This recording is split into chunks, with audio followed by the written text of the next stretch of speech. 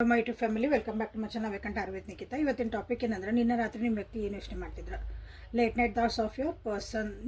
ನಿಮ್ಮ ವ್ಯಕ್ತಿ ರಾತ್ರಿ ಭಾವನೆಗಳು ಏನದ ಅಂತ ನೋಡೋಣ. This is a timeless all signs collective relationship tarot. Okay, ಯೂಟ್ಯೂಬಿಗೆ ಹೋಗ್ರಿ, ನಿಖಿತಾ ಟ್ಯಾರೋ ರೀಡಿಂಗ್ ಅಂತ ಹೊಡೀರಿ, ಸರ್ಚ್ ಮಾಡಿರಿ. ಸೊ ಅಲ್ಲಿ ನಾನೆಲ್ಲ ರೀಡಿಂಗ್ ಸಿಗ್ತಾವೆ. ಸೊ ಕೆಲವೊಬ್ರು ಏನೇನೋ ಕಮೆಂಟ್ ಹಾಕ್ತೀರಿ, ಖುಷಿ ಆಗತ್ತೆ ನಂಗೆ ನೋಡು. ಉಲ್ಟಂ ಪಲ್ಟ ಸೊಟ್ಟಂ ಮಟ್ಟ ಆಗ್ತಾವೆ. ಓಕೆ, ಎಲ್ಲರೂ ಸೀದಾ ಹೋದ್ರೆ ಚಂದಿರಂಗಿಲ್ಲ, ಸ್ವಲ್ಪ ಅವಾಗ ದಾರಿ ತಪ್ತಿರ್ಬೇಕು, ಯಾರು ಹಿಂಗೆ ಆ ಕಡೆ. ಸೊ ನಿನ್ನೆ ರಾತ್ರಿ ತಡರಾತ್ರಿ ಭಾವನೆಗಳೇನದಾವ ನಿಮ್ಮ ವ್ಯಕ್ತಿ ಅಂತ ನೋಡೋಣಂತ. ಸೊ ಯಾವ ವ್ಯಕ್ತಿದ ಭಾವನೆಗಳನ್ನ ನೀವು ನೋಡ್ಬೇಕಂತ ಮಾಡಿರಿ, ಆ ವ್ಯಕ್ತಿದ 3 ಸಲ ಹೆಸರು ಹೇಳ್ಕೊಂಡು ವಿಜುವಲೈಸ್ ಮಾಡಿಕೊಂಡು ಮೆಸೇಜಸ್ ಇದ್ರೆ ನೋಡಿ, ಚಲೋ ಮೆಸೇಜಸ್, ಫೋಟೋ ಇದ್ರೆ ನೋಡಿರಿ. ಸೊ ನಿಮ್ಮ ವ್ಯಕ್ತಿ ನಿನ್ನೆ ರಾತ್ರಿ ಏನು ಯೋಚನೆ ಮಾಡ್ತಿದ್ರು?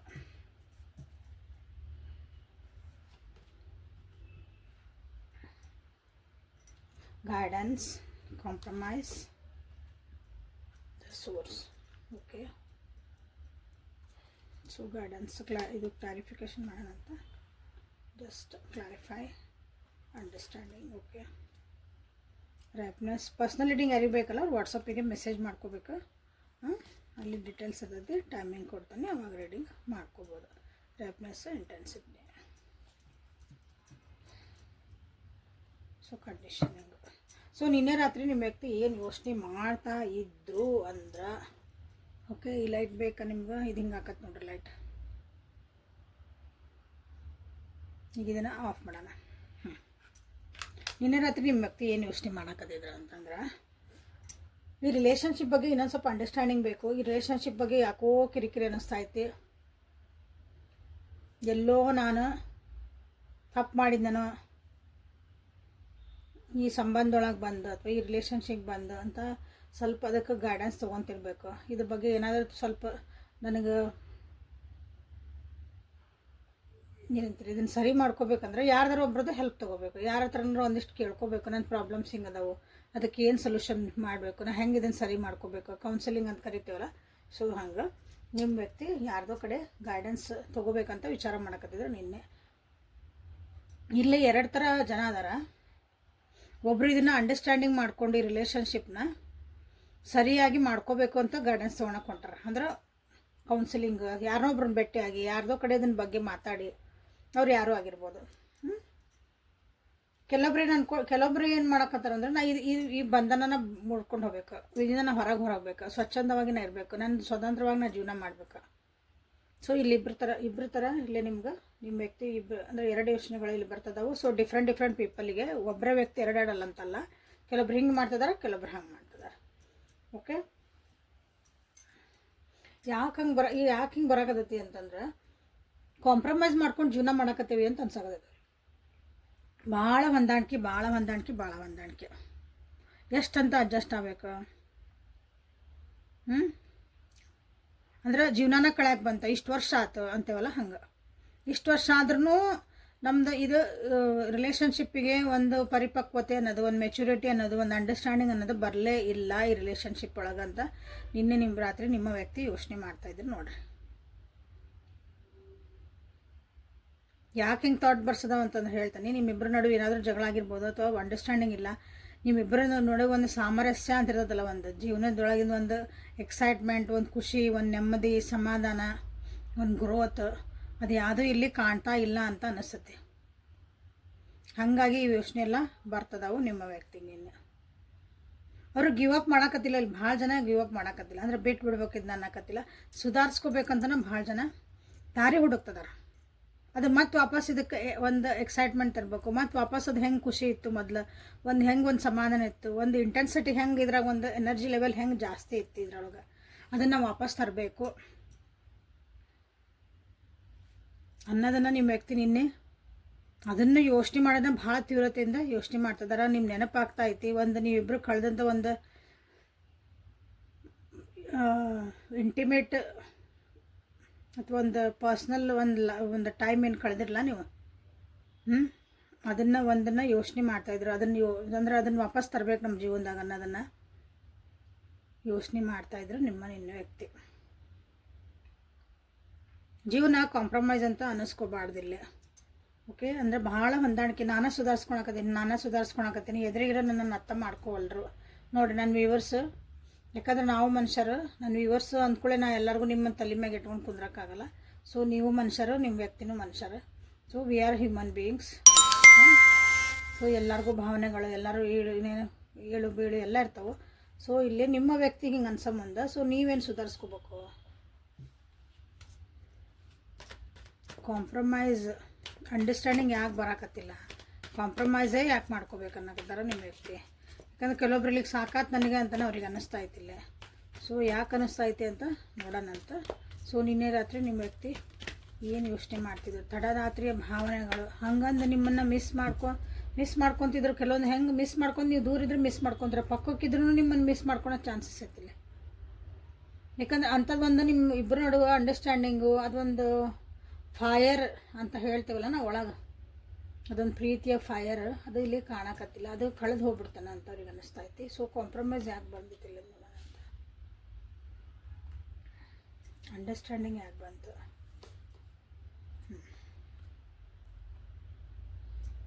ಇವೆರಡೇ ನನಗೆ ಬೇಕಾಗಿದ್ದಂದ್ರೆ ನಿಮ್ಗೆ ಇಲ್ಲಿ ಕ್ಲಾರಿಫೈ ಬೇಕಾದ್ರೆ. ಸೊ ಇಲ್ಲಿ ಬಾಟಮ್ ಆಫ್ ದ ಡೆಕ್ ಒಳಗೆ ಥಂಡರ್ ಬೋಲ್ಟ್ ಬಂತು ನೋಡ್ರಿ.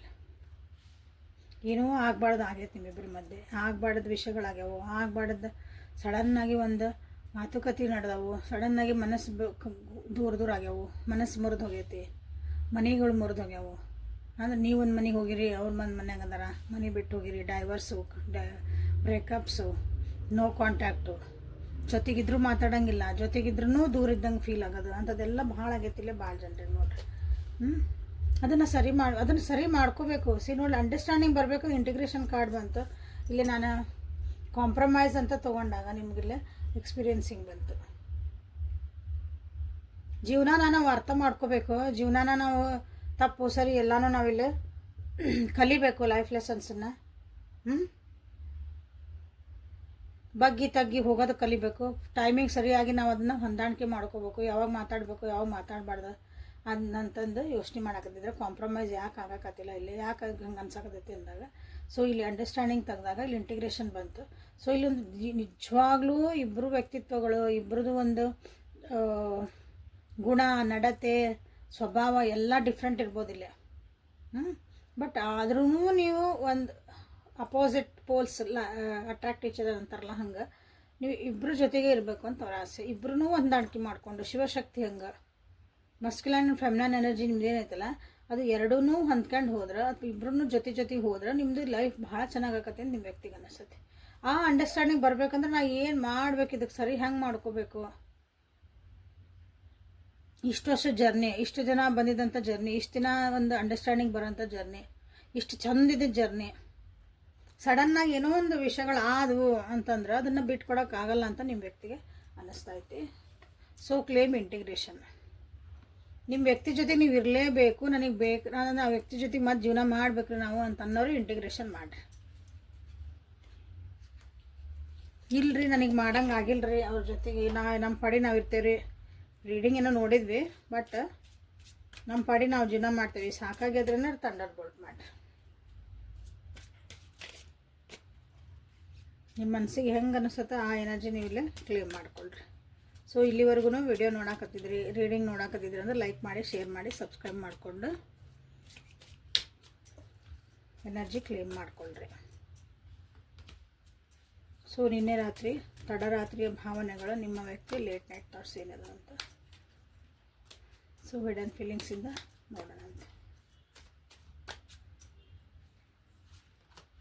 My desires are greater than this relationship, so excuse me.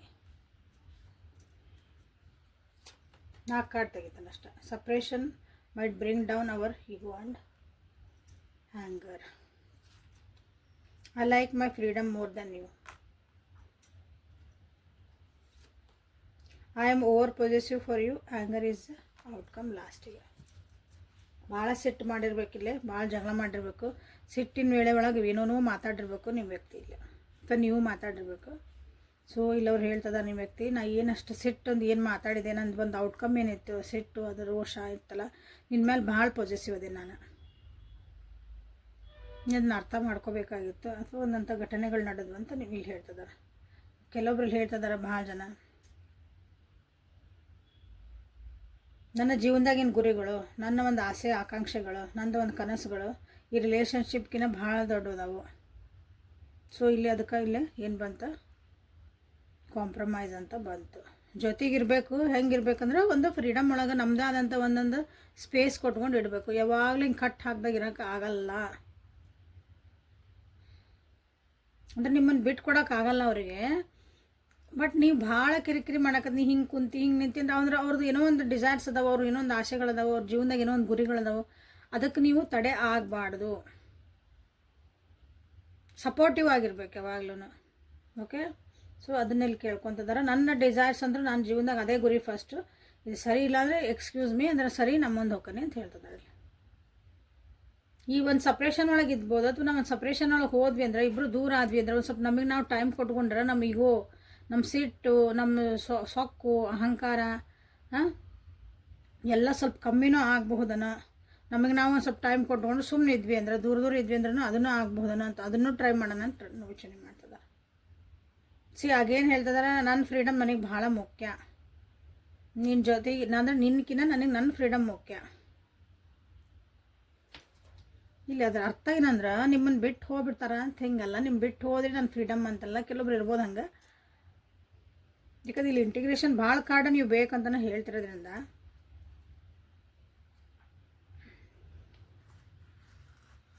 ನೀವು ಅವ್ರು ಅರ್ಥ ಮಾಡ್ಕೊಳ್ರಿ ಅಂತ ಅವ್ರು ಹೇಳಕ್ಕೆ ಟ್ರೈ ಮಾಡ್ತಿದ್ದಾರೆ. ಅವ್ರಿಗೊಂದು ಸಪೋರ್ಟಿವ್ ಸಿಸ್ಟಮ್ ಆಗಿರ್ರಿ. ಅವರಿಗೆ ಒಂದು ಅವ್ರಿಗೆ ಏನು ಆಸೆ ಆಕಾಂಕ್ಷೆಗಳದಾವಲ್ಲ, ಅವ್ರಿಗೆ ಸಪೋರ್ಟಿವ್ ಸಿಸ್ಟಮ್ ಆಗಿರು ನೀನು ಅಂತ ನಿಮ್ಗೆ ಹೇಳ್ತಿದ್ದಾರೆ ಅವರು. Okay, so is thoughts and feelings of your person yesterday night.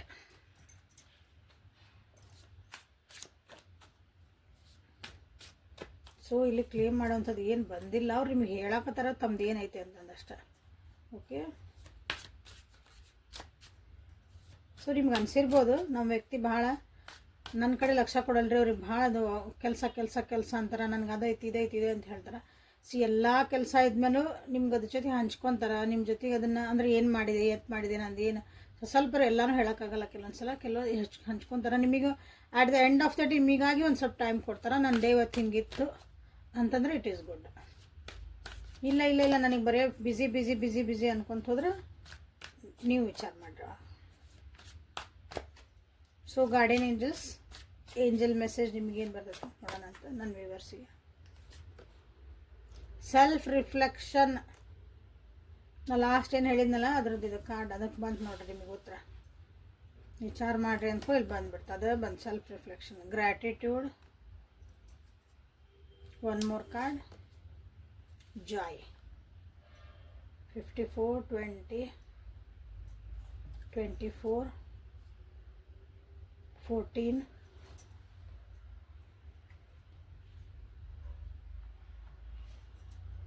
ಇಲ್ಲ ಬಂದಿದೆ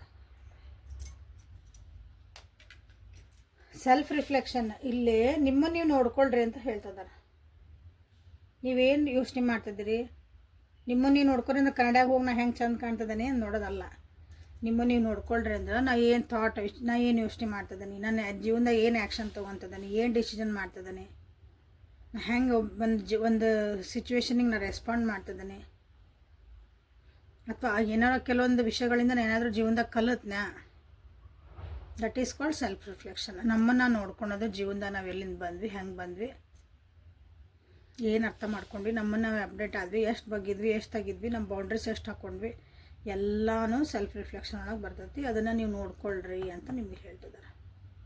ಯಾವಾಗಲೂ ಜೀವನದಾಗ ಗ್ರ್ಯಾಟಿಟ್ಯೂಡ್ ಇಟ್ಕೊಳ್ರಿ ಅಂತ ನಿಮ್ಗೆ ಹೇಳ್ತಿದ್ದಾರೆ. ನೋಡಿರಿ, ಗ್ರ್ಯಾಟಿಟ್ಯೂಡ್ ಬಿಟ್ಟು ಹೊಂಟಿರೋ ಅನಿಸುತ್ತೆ ಭಾಳ ಜನ. So come back to the track. ನಿಮ್ಮ ಜೀವನದಾಗ ಏನೈತಲ್ಲ, ಬ್ಲೆಸ್ಸಿಂಗ್ಸ್ ಏನದಾವು, ಜೀವನದಾಗ ಏನು ಪಾಠಗಳು, just be gratitude. Thank you ದೇವ್ರೆ ಹೇಳೋದು ಕಲೀರಿ.